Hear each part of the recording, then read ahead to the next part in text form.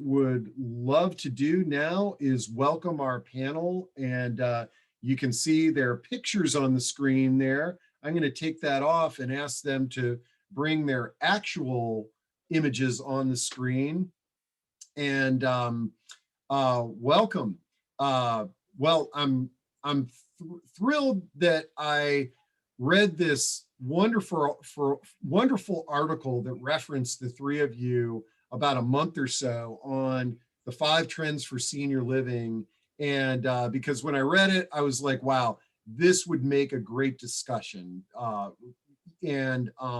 So I'm really glad that you guys made time to join us today. Let's get to know you first, each of you first, and your organizations that you represent, and then we'll jump into this discussion. I'll start with Colin first. Colin, you're the CEO and founder of the International Council on Active Aging.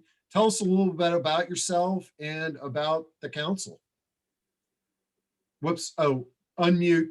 Sorry.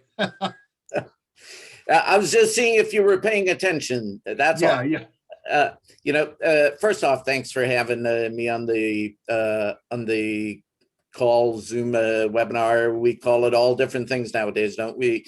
The webinar, the show, the whatever it is.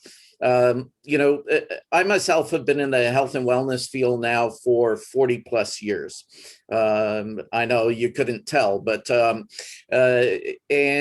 literally over the last 20 years, we formed the International Council in Active Aging that is now in 57 different countries with one simple goal, and that is to help change the way we age. Because the reality was back then, and still today, many of us are not aging well. So our goal is to provide the education, information, resources, and tools and leadership to help individuals that are within the area of working with older adults on their health and well-being with the support that they need to do that well.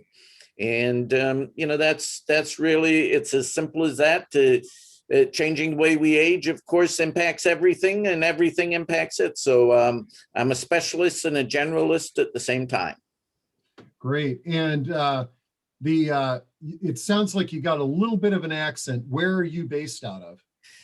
Well, I'm in Vancouver, but I'm a nomad. I was born and raised in Jamaica. I've lived in California, but I'm in Vancouver. And I hope you're not going to be embarrassed if I say you really resemble Drew Carey, but I think you're better looking. Well, and I agree with you on that point. So thank you.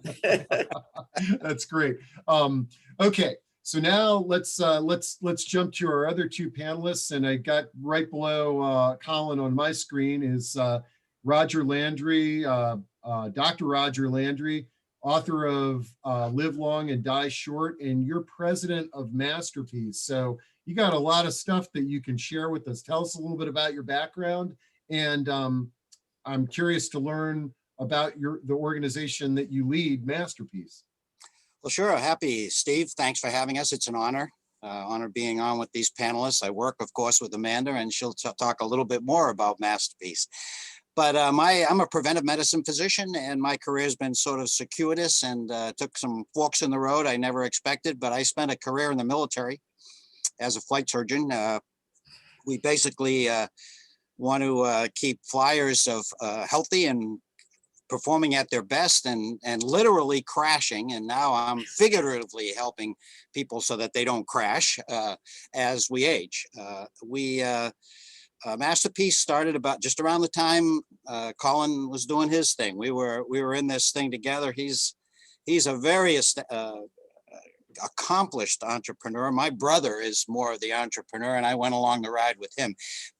We started about 20 years ago with Masterpiece Living, it was called, and that spawned from the MacArthur Foundation study on aging. My brother was with the MacArthur Foundation at the time, and sharing a cab ride with one of the board members, Jonas Salk, he was stimulated to put what they had found, namely that lifestyle is the major determinant, which is mainstream now, but at the time it was pretty avant-garde. and to put that into practice. And so we began that, a lot of discussions, and we started Masterpiece just about 20 years ago.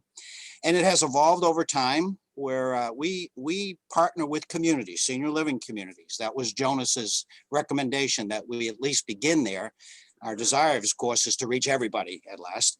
And we're now have evolved to a point where kind of, I don't know if you're a techie, we're kind of like Scotty, you know, more power, Scotty. So a community that's looking for more power in their wellness initiatives, we partner with them. And that power comes across as content, very sophisticated content at all levels, meeting the individual where they need it, where they are, along with the ability to assess their lifestyle and find out what their needs are, data to track what they're doing and see how they're doing, and for the community to know how they're doing, and some element of coaching. We've partnered with over 100 communities. So although I haven't worked as closely as Amanda has, my colleague within senior living, I certainly have spent a lot of time in senior living, and I believe that the future is very bright. Wow.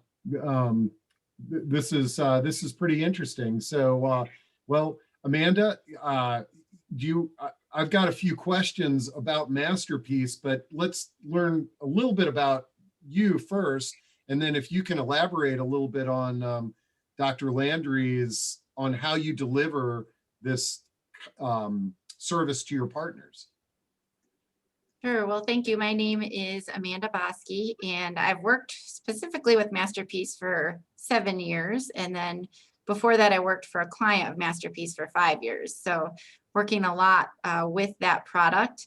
And I owe a thank you to Colin, because without the invitation to be a part of the forum, we probably wouldn't be here on the call today. So thank you for that invitation to be a part of that. And was there anything else that you'd asked? Yeah, just, okay, so it sounds like you guys are providing health and life enrichment to senior living communities. Can you just, we could probably spend the whole hour on it, but just, can you sort of share with me what that looks like? Like, Amanda, you had mentioned that you worked at a community that was a client of Masterpiece. So what exactly was that community getting from Masterpiece? Oh, there's all kinds of things that you get. I'd say the big point that you get is the data and measurement, specifically around lifestyle and then mobility as well. And then we were able to use that to work specifically with individuals to provide lifestyle coaching and identify areas of growth for the individuals, and then also to provide aggregate data based on lifestyle for organizations so that they are able to make decisions about programming, or it could be really anything. You may see from your data that there's low fruit and vegetable consumption. So it may be a change that you make in your dining services as well. So the data and measurement is a huge piece. The coaching is a huge piece. And then we have a lot of content that supports the specific measurements that we're tracking. Wow. I tell you what, I will, I think I'm going to have you guys back on and we'll maybe like dive into sort of a demo, because I've got questions, and actually I see that Robbie, he's got a question there. We'll address that shortly, but sounds like a very interesting platform, and anytime we can use data to better serve the people we're serving, especially in senior living communities, that's awesome. But today the topic is and Colin, because it sounds like this topic of the 5 trends in senior living for 2021 was born out of a forum that your organization organized. Tell us a little bit about that forum, and then let's just jump in with what these 5 trends are and have a good discussion around it. Sure. So, for the last probably 18 years, we have held 2 think tanks a year with the, organizations that are within senior living to really try and guide the industry in new and interesting directions or to reinforce directions that we are currently going. Over the past few years, we've seen a huge shift that has taken place. Everybody's trying to figure out what their model is, whether it's, villages, communal living, active adult communities, memory care, on and on and on. They're all tiny homes. There are all these different models that are coming out. But one of the things that has come front and center in the middle of the pandemic is, how do we actually future-proof these models so they are sustainable no matter what model you have? So we put together a group of over 70 key thought leaders from the industry who came together to look at what that would take. And, they came up with really 5 key areas that we needed to focus on. But before we even focused on those 5 key areas, the question really was, what the heck does community mean in the first place? Especially today in the midst of the pandemic, where people are, broadening their reach through technology. Does community now involve the whole world and not just a gated area? So, it all started off with unpacking that term community and looking at, what maybe a model would be moving forward. But no matter what your model is, the question is, how do you make it resilient so that in whatever face of adversity we have, we will be able to not only survive, but continue to thrive? I think a lot of people have put their finger on the pause button and rapidly, what we've seen because of that is some significant downsides as well. Things like social isolation, diminished cognitive abilities, diminished physical function, and on and on and on. This is to try and help mitigate that by taking your finger off the pause button and implementing these different 5 trends. And, they're pretty straightforward. They're not very complicated. It's implementing them that is the key, and we've been talking about many of these for a long time, whether it is, the built environment, whether it is wellness, whether it is, our staffing, whether it is, the workforce and technology. I mean, all of these different things are not new. It's what we do with them that is new and interesting and innovative.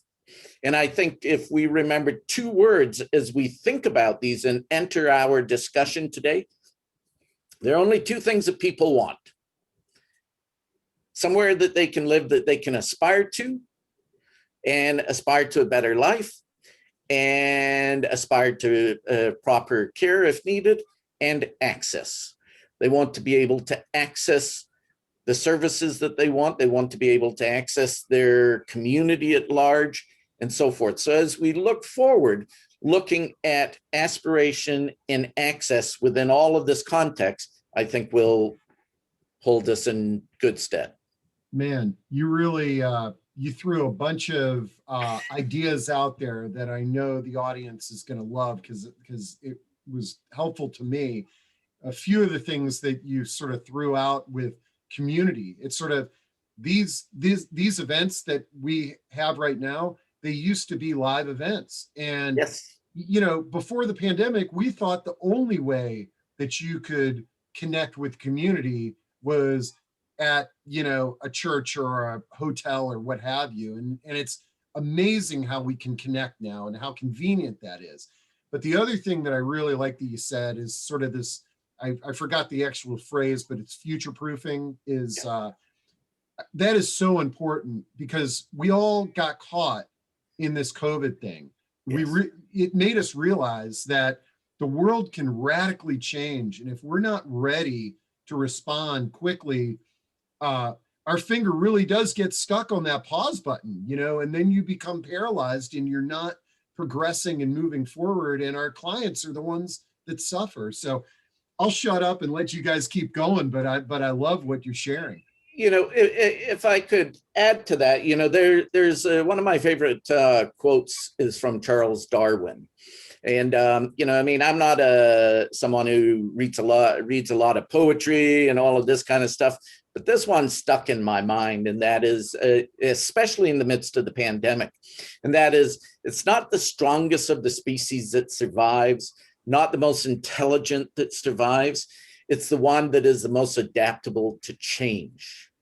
And I think that that's where we are today is, we can struggle and we can complain about it, but we have no choice but to adapt. And I know that, Roger's team is certainly helping, their communities adapt in interesting and unique ways as well. Yeah, I'd like to chime in on this, particularly, I certainly agree with everything. I usually do, Colin, with you.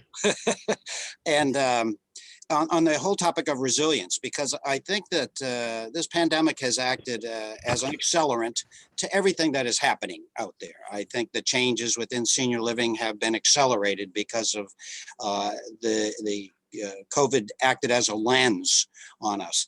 And I think if you look at a community as residents, associates, bricks and mortar, and everything, and certainly the operators, the resilience breaks down to the residents, their ability to take this change and life's changes, and aging is something where curveballs are being thrown at you all the time.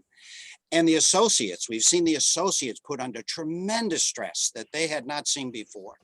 And so the resilience that they need, and what will it take to get that? We've learned a lot.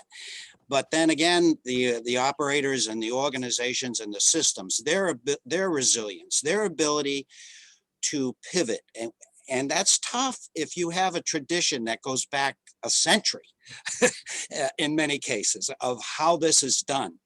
And with the demographic that's coming, it's a tidal wave, it's a tsunami really, and what they're like and what they want, man, that's just gonna blast everything. You talk about a curveball for the whole industry that is coming. That is, and I know that, Amanda, you're talking to the communities, and their heads are spinning, and you get to talk to them firsthand. So I'm sure you've been hearing this. You're on mute. I'll just share a couple of thoughts that came up. When I was participating in the forum, one of the things that they did is they had us review an article. So mine was in the group that I was about, I think it was about the sinking of a ship and how that related to what's going on. So when I think about the pandemic, one of the things that comes to mind is about a year before all of this happened, we had hurricanes in Texas and Florida. And it threw everyone for a loop. But what I saw among the people that I work with is everyone who works in senior living, pulling up their sleeves and getting involved. And I think I've seen that, when it's a snowstorm when I lived in Michigan, or a flood that someone experiences, whatever it is, I think that the people who work in senior living and impact it are really, really creative people. And that's one of the things. I reread the white paper last night, or just the problem solving that can come from everyday frontline people is so important. And I think that, if we're thinking about future proofing senior living, if you can use that creativity, it's going to be such a different world, senior living, all that creativity that exists among the residents and teams that work among senior living. Yeah, and I think Roger said the word of the year, and that is pivot. We've all had to pivot, but one of the things that we have maybe not thought as much, or we have, everybody's different, and that is that we've also had to pivot on our brand promise. Our brand promise has been, you move in and you will live a better, longer life. And today, the new brand promise is you will live a safer, better, longer life. And we're having to reimagine what that is, and how are we going to help moving forward people to actually reclaim their lives. To me, that's a big thing. What do we need to do to help people to reclaim their lives, and for the communities to reclaim their brand promise? Man, I totally agree, Colin. I got a Really good question. And I'm just going to throw out there, if you guys want to address it now, that's great. But it's Sant Gupta says, someday the pandemic will disappear. Say the end of 2021. Let's keep our fingers crossed. Do you think that life will revert to pre-pandemic modes? In what ways will senior living change permanently? If I could jump in, I hope absolutely not. Normal in the sense that we can do all the things we love and eat and everything. But if we go through this experience unchanged, that is a catastrophe, and it would be such a waste. And because again, I said everyone's been saying it's kind of an accelerant. So we've had the opportunity to fast forward here, and it's coming, and the threats, the disasters. What is most important in our brand promise? What are people really looking for? And we should match those, our promise and what they're looking for. And no, if we don't learn from this and make some significant radical changes, then we've missed the boat. I also think, if I could chime in there, Roger, and that is that, and Steve, and Amanda, I think we would all agree, we have looked into the COVID-19 abyss and we have not liked what we've seen. So to me, as we move forward, there has got to be a greater emphasis on how to live well, no matter what your circumstance is. So as you move forward, what does the future community look like? I think it's going to be a hybrid. I think it's going to be very different than what it is today. To Roger's point, we were having a lot of problems before, problems basically from a business standpoint where, people were coming in older and older with more acute issues, and, the retention issues were becoming a factor. So here's an opportunity to pivot and recreate the industry much quicker than where we were seeing that go. So it's a great opportunity. No, and just so that we're all talking the same language, when you refer to like a hybrid in the scheme of a senior living community, dive into that a little bit more. And do you have some examples of hybrid models that you feel that have made an impact? Well, we've already seen it now happen, and that is, going online. I think that what's going to happen is, as we have the vaccines, my 109-year-old grandmother, as an example, has now had both of her vaccines. Her community is 90%,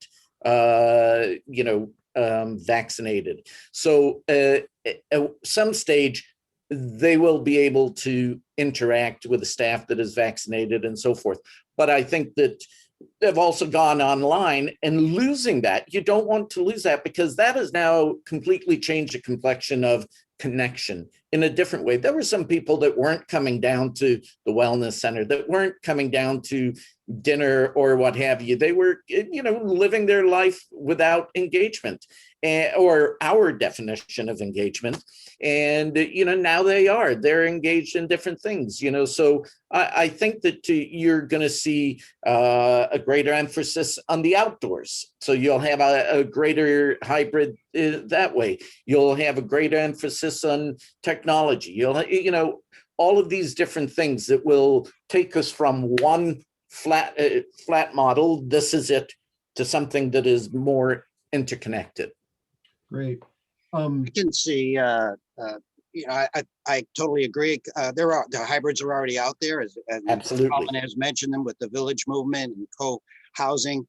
And I've always used, when I was talking about the culture that an older adult is looking for to thrive and have a healthy longevity, I was always looking for an example. And the one that has worked pretty well is the whole idea of a university.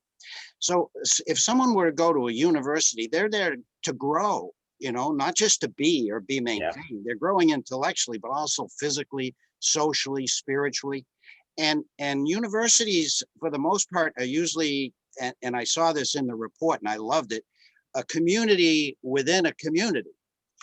not, in other words, there are many communities within a community. Yeah. And universities tend to be, they have open gates and people go through, people go on to take courses, and there's all kind of generations there. And I would see, this is a place where older adults could be who they have been for most of the time we've been on earth, mentors and elders, and a place where you would go to be with them and they could come out to you. But again, a community that doesn't have walls, metaphorical or real. I love it. And I don't want to put you guys on the spot, but when you brought up the But you college, will. yeah, I am. Yeah.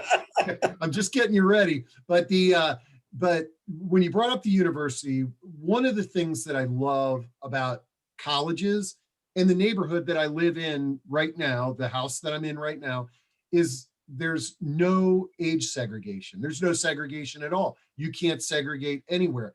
And I'd be curious as your thoughts on, as we look towards the future, and, how does age segregation play a role, and how can we be more inclusive of all ages? Because, see, I think the appealing thing of a university is anybody and everybody can take a class and walk across a campus, whereas, a 40-year-old cannot move into our age segregated communities that are out there. Any thoughts on that? Amanda, you're the youngest. Why don't you start? Well, I wouldn't say it's completely not happening. It's happening here and there. I have a friend who lived in New York City and lived in a community when she was a fitness instructor there. And I know a partner of ours that had in exchange for music, lived on campus for a semester, and they have a new student every year. So I have seen some of it. I just think that it can be so much bigger and so much better than it is, including, like mentioned in the report, the idea of having some employees live right on campus, and there's all kinds of potential out there, and I think it'll be really neat to see where it goes. Yeah. And then the idea, I guess I'll also add, of the community within a community. It doesn't just have to be within the campus of senior living, but partnerships with the greater community is so important. I also think, to Amanda's point, we will be the greater community. You will have that your community is open to all. The difference is I live in my house, but all the other services are available to people all around you. I mean, the sustainability, the financial capabilities, it just makes sense. And if you have people who are wanting to be with multiple generations, it makes sense too. And think about that for a second. And that is probably the organization that is best known for separation in active adults is Del Webb. We are here and, there's no kids around here. Well, their next 10 communities they're opening up in 2020, they said they were going to be intergenerational communities. You look at the Rancho Mission Viejo in California, in Orange County. What they've done is they've created pocket neighborhoods. So you have a whole subdivision, and within that, you maybe have a section of that if you want to live with other older adults, but everything else is fully integrated. I mean, I think as we look at what the model is, to Roger's point, a university and self-growth, we are at, all of our rules have been flipped back to zero. And, the question now is, what are the new models? What are the new rules? What are the new industries, new programs, new products, new education, and new places that people are going to want to live? And can we meet that need? It's not what we want to deliver. It's what individuals are going to want. And it's going to be very different. Bravo, bravo. That's absolutely. And sometimes we lose sight of that in any organization, what our mission really is. And It's about what the people want and really what they need. Sometimes we don't know, and that can sound a little patronizing, but you know, we humans have been hunter-gatherers for most of the time we've been on this earth, and with that came a very strong intergenerational social connection. It's how we survive, and it's in our core. And so isolation later in life is an abomination, and it certainly is associated with lots of chronic disease and decline. And then the whole idea of purpose, which as I age, I'm getting more and more respectful of what that means in someone's life, what gets them out of bed. That you know, sequestering and isolating certainly shut that off, but an intergenerational, fully engaged, merged social environment around you, that is just fuel for finding purpose and meaning. So whatever we do, we have to make sure that these core needs that we have, besides moving and using our brains, and but we have to have purpose and a very strong, you know, complicated to some extent to make it all happen, but you know, fully intergenerational. Absolutely. Yeah, and Ravi Bala dropped a note into chat, and she sounds like she's really absorbing everything that we're saying, because she says, I vote for changing the framework of senior living to engaged, active living with purpose. And Ravi, one of the things that I like about that statement that you came up with, I think it's awesome, is that there's nothing about age associated with it. It's, you know, I mean, that we should, whether we're 20 or 120, engaged, active living with purpose is what we all aspire to. But the one thing that I like to throw in when we use that term active is just a reminder that, okay, maybe I'm in a wheelchair because I've had health problems. I can still be active, okay? Because a lot of times we associate active with playing tennis or golf or something like that. And then when we can't do it, it's sort of like, oh, that's it, you know? But I love that statement. I think one of the most active people I've ever seen, is gone now, was Stephen Hawking, actually. Yeah. Great example. You know, that's a great point, Stephen. You know, when we launched the International Council on Active Aging 20 years ago, our definition was then, and it is still today, about being engaged in life in all areas. It's not about physical activity. It's not about, you know, kicking your butt, even though, you know, Roger's thing about finding a way to get people out of bed, I'd love to be able to figure that one out with my younger, you know, children. But, you know, so it's about simply being engaged in life, in our role has got to be a facilitator of that. You know, here you are, and if I could, and I won't digress for very long, you know, to me, one of the big things nowadays is boutique experiences in the travel industry.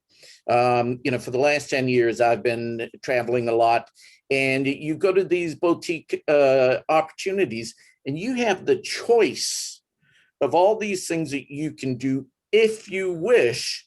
And if you want to just do nothing and do it all on your own, you can. And I think that the word choice, options, and freedom all come into play. Man, this is great. Let me jump on some of these questions that are coming in here, guys. And if anybody has anything else to add, either just raise your virtual hand or type it in. Jan Buchanan says, I see the ability for grassroots organizations such as villages and co-housing programs to link up with brick and mortar communities. I run a village and I see the need for a broader connection with the community, intentional hybrids.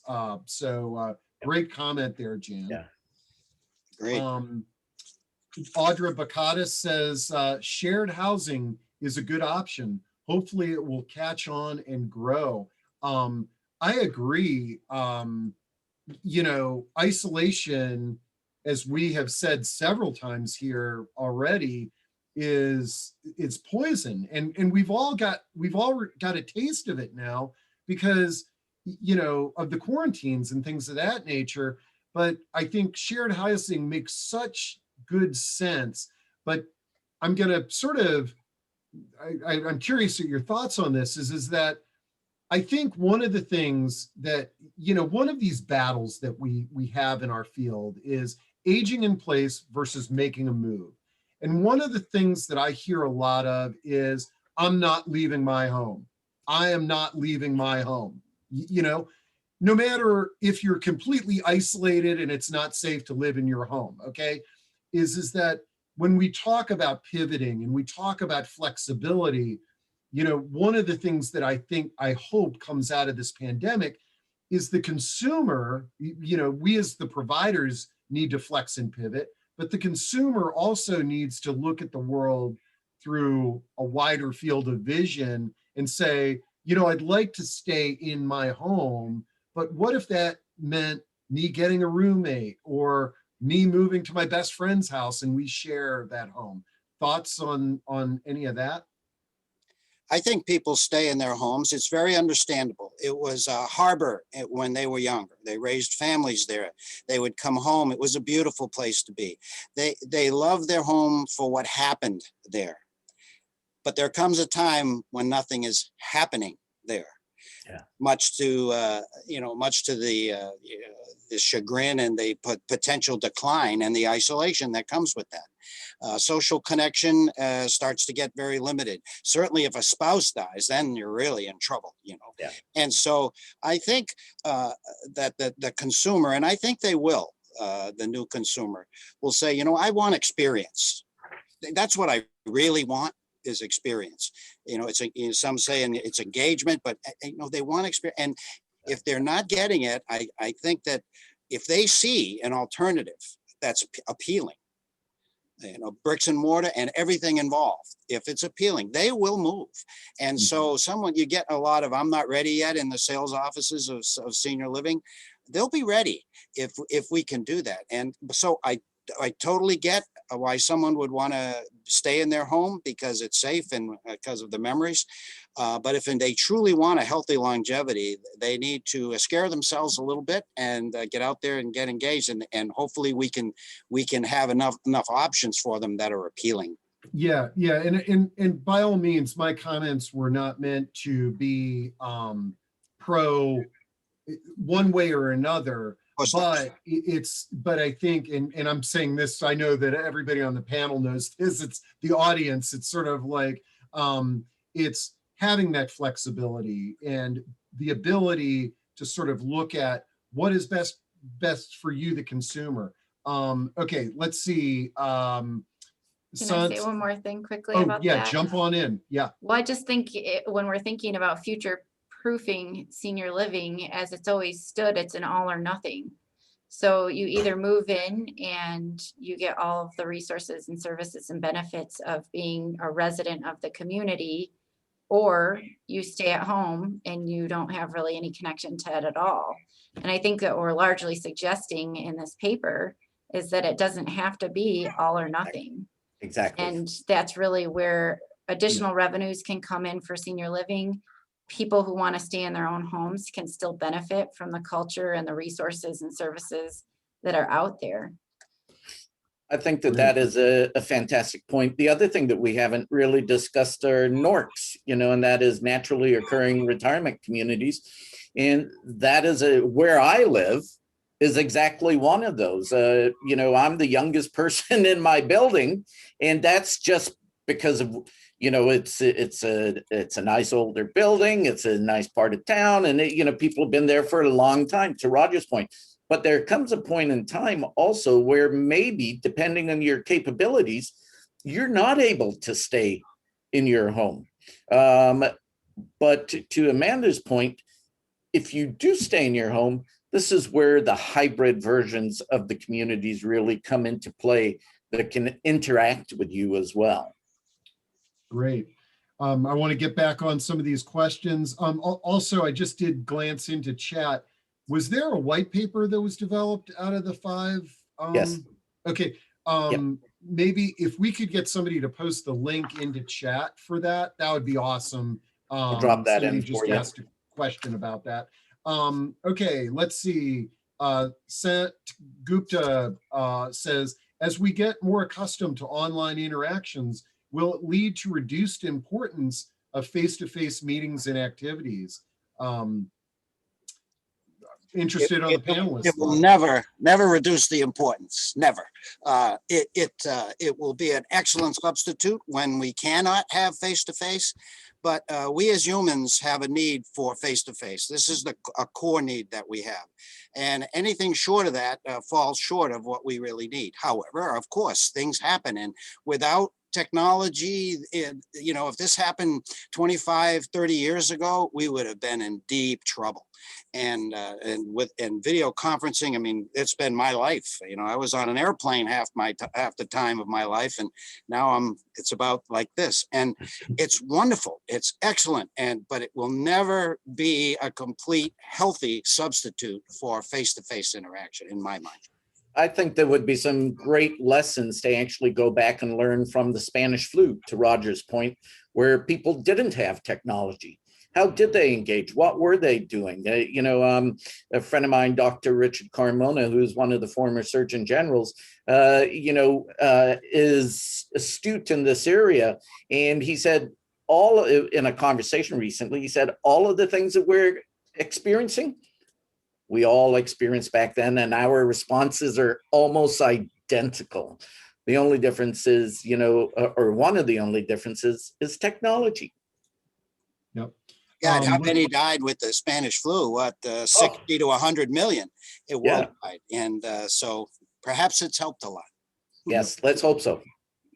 Eileen Wilkinson says, pocket communities are great. In Northern Virginia, the land is so expensive, so first floor living is hard to find. Is there any movement to include developers in these discussions? And the property values have certainly continued to rise even in the middle of this pandemic, but thoughts on that with the space and developers and things of that nature? I'm on the advisory board of an organization which is marvelous, and I didn't know it existed till they invited me to come speak. And they're called the Center for Health Design. And initially they focused on, and still do, focus on healthcare environments, hospitals and clinics and things.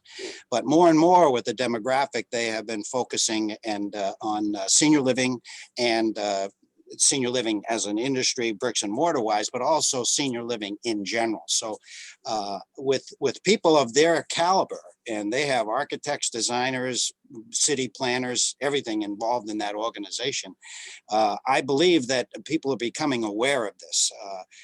I think the developers certainly want to build something where they're going to get a good return on their investment. So somehow we have to make that appealing to them also. But I don't know. Any thoughts? Anyone else? I think that that's a great point, Roger, and that is that people will not buy something they don't want. So, if you are producing things, just think about Polaroid. After a while, the people just stopped buying it because you could do everything with a digital camera. So, you need to be able to adjust to the marketplace. The greatest generation was pleased with anything that you gave them. They were about the greater good, and it wasn't about me. And a lot of us were raised by those people, but it's different now. And so really, you cannot expect someone to say, well, that's my only option. I remember when I was overseas in third world countries, we'd go to get some food. There was only one option for a milk or whatever.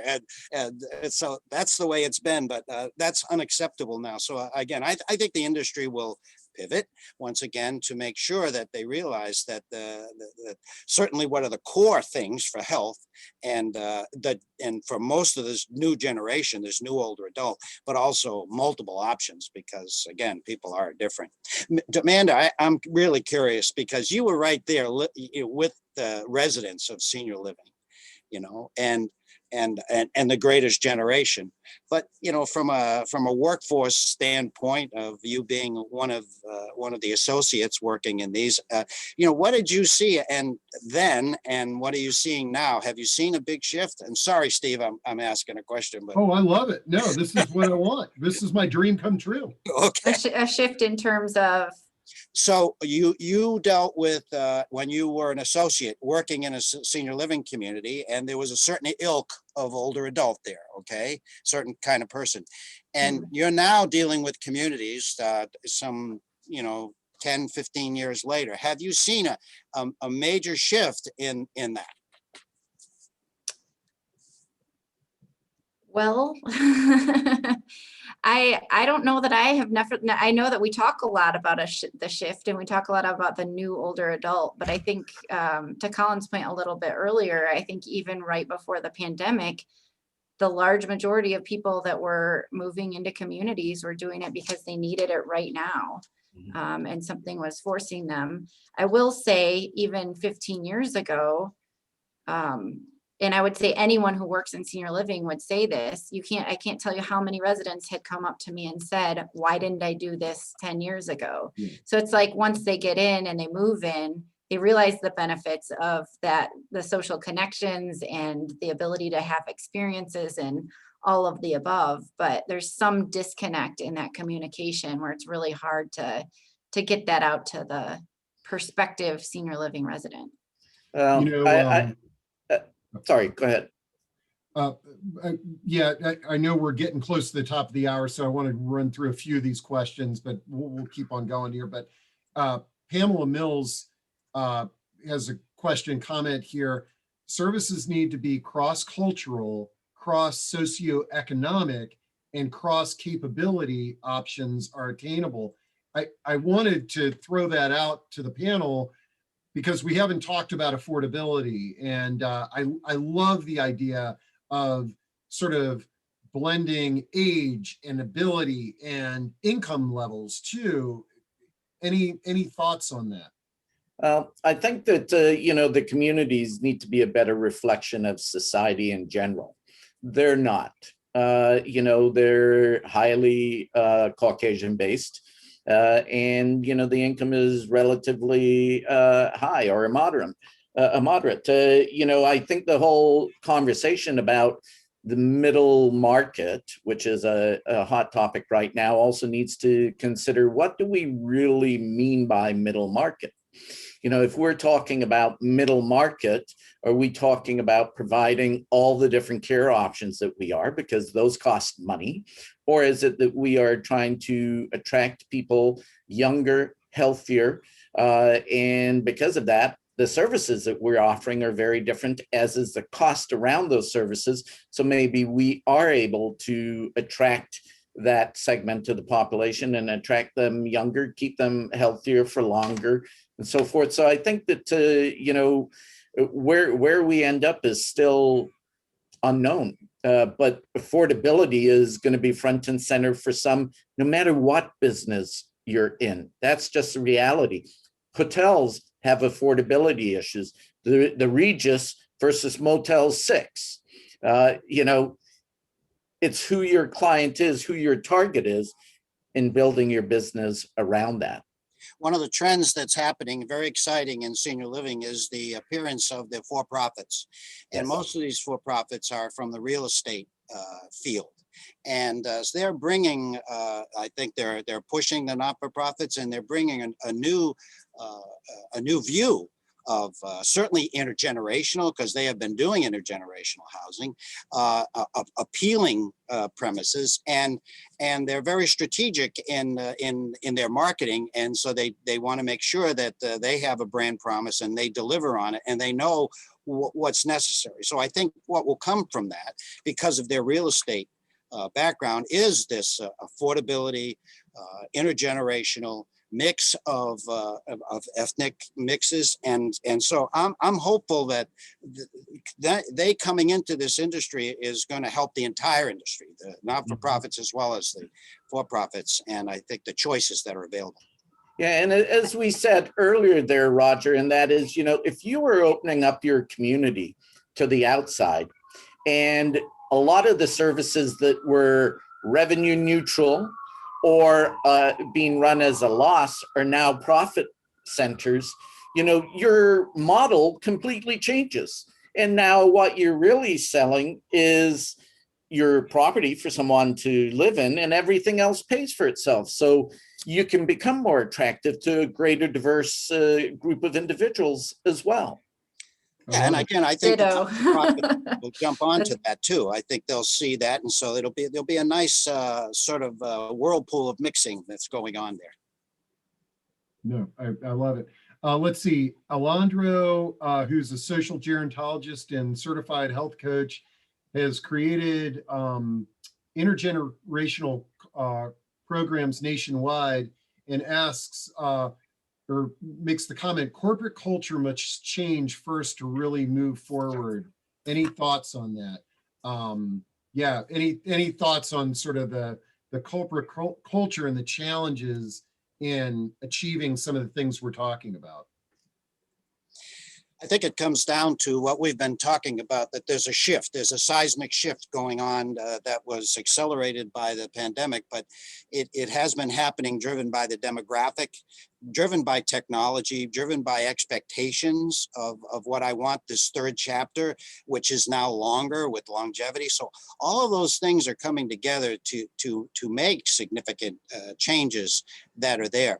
And I believe that they will happen. Now, corporate culture, we know that can be intransient, it can be traditional, it can be stodgy. But it also can be exciting, and we know who survives in today's corporate world. I think those who are nimble, those who are attentive, those who listen, and those who are meeting the need. So I believe that we'll see significant shifts. But one of the predictions coming out of Ziegler, some of their trends that are coming, we feel, and look out, CEOs, there's going to be a big shift in CEOs, which I think will be a reflection of a big shift in the whole pulse and the whole dynamic of corporate world. Yeah. Right. And if I could just add into that, once again, using the words of Socrates, and that is, the secret of change is to focus all your energy, not in fighting the old, but in building the new. And that's really what we need to focus on, is, not fight the old model. It depends who you speak to. A lot of people love the old model, and a lot of people think it needed to be blown up. We need to put our energy into building the new model. Great. I posted into chat Cheryl Bartholomew's comment on a project that she's working with in Montana, where it's Montana State University and Age-Friendly Bosman are designing an age-friendly, universally designed intergenerational community center. And she comments on, partnering with the city for the land and developing age-friendly homes. Like the whole community and partnership thing, really is one step to changing the future. I think any town, city, urban, or more rural area that wants to stay lively and dynamic and attract people are going to have to do those things. Mm-hmm. I'd like to hear more about that. I want an excuse to go to Bozeman again, and but I would really. That sounds very exciting, and I think along the lines of the kind of things, pilots that have to be happening. Yeah, and that's a good segue as we wind down here. First off, to the audience, I'll be sharing all of our panelists' contact info so that you can reach out to them, and we can keep this dialogue going. I'm going to sort of close on Masterpiece, because I want to invite you guys back and let's dive in a little bit more. But the first question that sort of popped onto our screen was, does Masterpiece work with any aging at home clients, or are you solely based in senior living communities? We have been with senior living, but for the last year or so, we have been pivoting, there it is again, to be more accessible to anyone in their homes over the internet. And it'll probably be towards the end of the year that we have designed that so that it's we can launch it, but we've come a long way, and so that would be an area anyone, wherever they live, would be able to assess their lifestyle, have access to content, coaching, data, track their performance. And so it was a very personalized experience. So again, it would not, no matter who you are, how old you are, actually, that's coming later in the year. Great.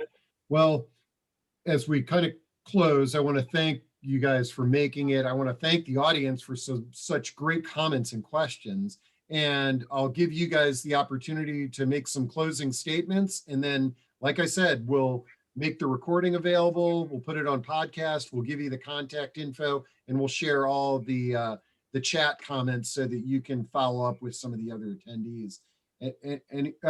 I'd like to applaud Colin for doing this regularly. This wasn't just a one-off. He's been doing it for some time. He's a major connector. He's like a big interstate, mixing bowl of things and international. So I want to thank him for doing that. Because of that, we're talking today. So thanks, Colin. Yeah. Thank you, Roger. Colin, And what do you have going on, like, for our audience? Well, like, what are there some more things? How can we get more involved with your organization? well, I don't know if I mentioned, but we have 10,000 senior living communities that belong to us.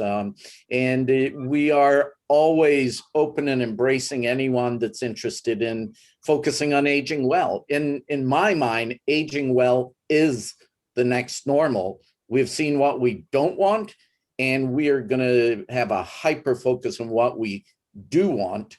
And, we are all embracing of individuals and organizations that want to support that vision. And, thankfully, Roger and Amanda have been part of that for many, many years. And, hopefully, Steve and your folks, we'd love to embrace you as part of that initiative as well. Great. I just put the link to your website there, and folks can see some of the programming that you've got coming up around the bend. So, just say Drew sent you. All right. Well, with that, I want to thank everybody, and really good thoughts today, and look forward to connecting with you all in the future. Steve, thanks for what you do. This is great. Thank you. Thank you very much, Steve. Thank Appreciate you it. so much. Thank you, Roger and Amanda. Thank you, Colin. Take care. Be safe. Bye now.